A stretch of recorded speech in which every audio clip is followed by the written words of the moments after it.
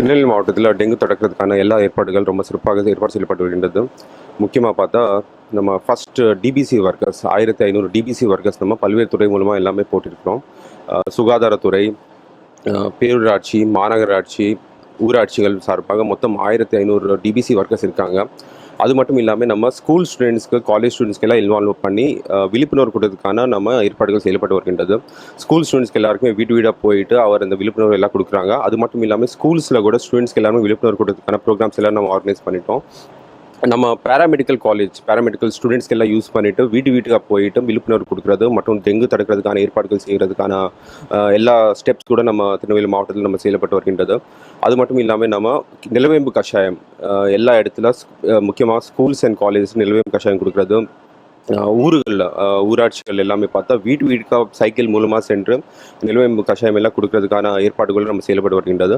அது மட்டும் இல்லாமல் ஜென்ரல் விழிப்புணர்வு நம்ம தியேட்டர்ஸில் பல்வேறு பிஆர்ஓ வேன்ஸ், பப்ளிசிட்டி வேன்ஸ் மூலமாக இது பற்றி டெங்கு பற்றி அவேர்னஸ் க்ரியேட் பண்ணுறதுக்கான மூவிஸ் எல்லாம் ப்ளே பண்ணுறது, போர்ட்ஸ் எல்லாம் வைக்கிறது, இந்த மாதிரி விழிப்புணர்வு ப்ரோக்ராம்ஸ் எல்லாமே ஆர்கனைஸ் பண்ணிட்டோம்.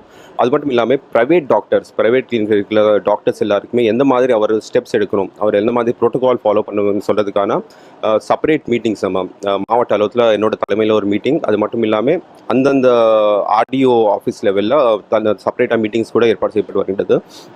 ஸோ தமிழ்நாடு அரசினுடைய சிறப்பு அணைக்கிறங்க நம்ம திருநெல்வேலி மாவட்டத்தில் டெங்கு நோய் தடுக்கிறதுக்கான எல்லா ஏற்பாடுகளும் மிக சிறப்பாக செயல்பட்டு வருகின்றதை நான் தெரிவித்துக் கொள்கிறேன்.